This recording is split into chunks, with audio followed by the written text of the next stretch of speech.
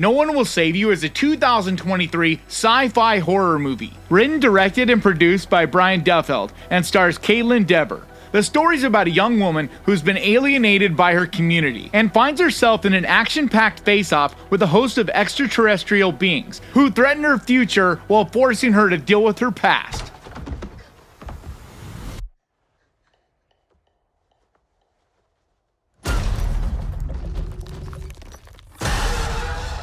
So I just got done checking this out, and I've really been looking forward to this. I'm so glad that it dropped this week, and I was able to get a chance to check it out today and throw up a review.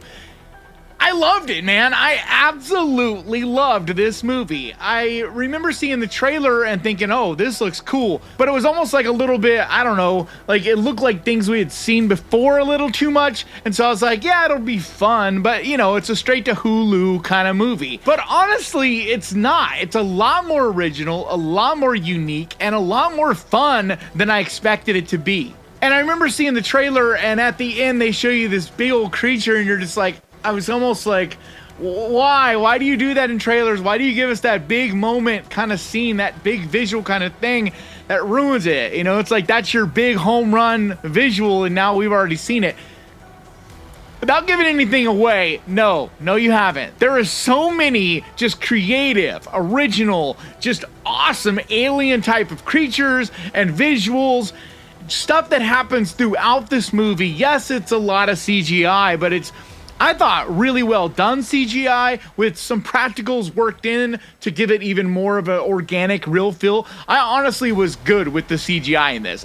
I'm not usually a huge CGI fan, but I thought it worked in this. It just felt very fun and entertaining and very creative. Especially because the way it's shot, the shot selections, the cinematography, and this is a tiny bit of a spoiler, so a warning here.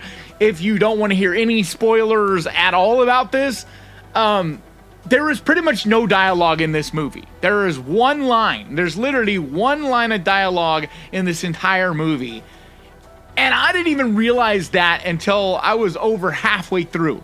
And I realized, dude, there's nobody talking in this because it's done so well. The narrative is so well put together.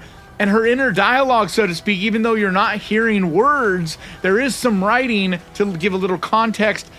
And then, like, she writes these letters and you kind of can get some context there.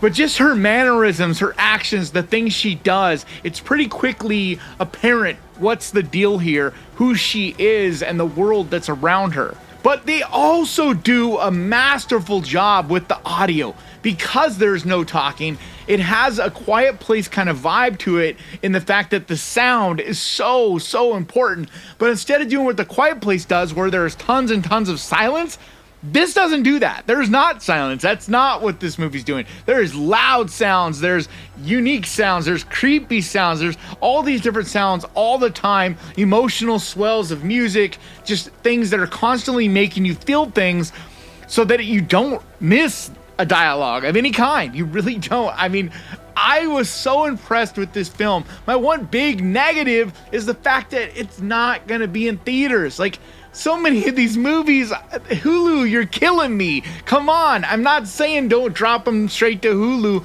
but at least give us a few showings of them in theaters, like, you know, like Netflix has done. I would really like to see some of these in a theater. Like Fresh, I felt that way.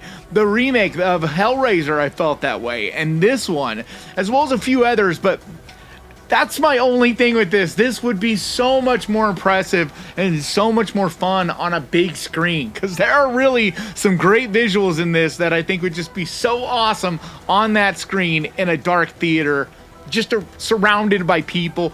You know, yeah, maybe it's because I'm a poor bastard and have a tiny little, you know, I watch everything on my little iPad, but even still, even if you have a great size TV and sound and all that, I still feel like this would be even better on a big XD screen. But either way, that's nitpicking in a way, because I still love this movie and really like the fact that it is on Hulu, so everybody out there is going to get a chance to check this out. And I don't want to forget to mention Kaitlyn Dever. She's incredible in this. She really is, because it's literally just her. Like, nobody else has any part in this movie, really. I mean, other than you just kind of see them for a second, one shot here or there, there's no real interaction for the most part with anybody else. So it's really just her. And her performance is so good. You see this wide range of emotions, anger, you know, fear, sadness, anxiety. I mean, there's literally the entire gambit of emotions, and they're so well done. And like I said, it really makes it to where you don't miss a dialogue in it because of her emotions being so strong. I also really like the alien designs in this. There are a few different types, which I thought was really cool and a fun little surprise at the different ways they look, because it isn't just one type of alien. There's a few different variations, so to speak, of things in this. And I'm trying to not spoil anything, but yeah, there's like a variations of things. And it's so well done. I love how they look. They're creative and unique, you know, and this isn't a game changer. I'm not saying this is like the most unique horror alien movie ever done. Of course not. I mean, but I love what they did do here. I love the shot selections, the pacing, the cinematography. It looks gorgeous, even though it's really just mostly one location at this rural house. The way it's shot, the trees, the way they do these little crop circles, the way the alien type of spaceships look, the fact that they go there. There's some things that a lot of these smaller budget movies generally don't go there. This does. This doesn't hold back, and it's brave to do that, because it's not like they're working with the hugest budget, and there definitely is a lot of CGI here, but I thought it was so well executed. I was really impressed with the CGI in this. And it didn't take me out of the film at all. I didn't wish it was something different. I just enjoyed it for what it was. So I'm a big fan of this movie. I really, really am. To be honest, I'm excited about it. Got to let it soak in me for a while, but I have a feeling it could end up in my top 10 of the year. That's how much I enjoyed this little film.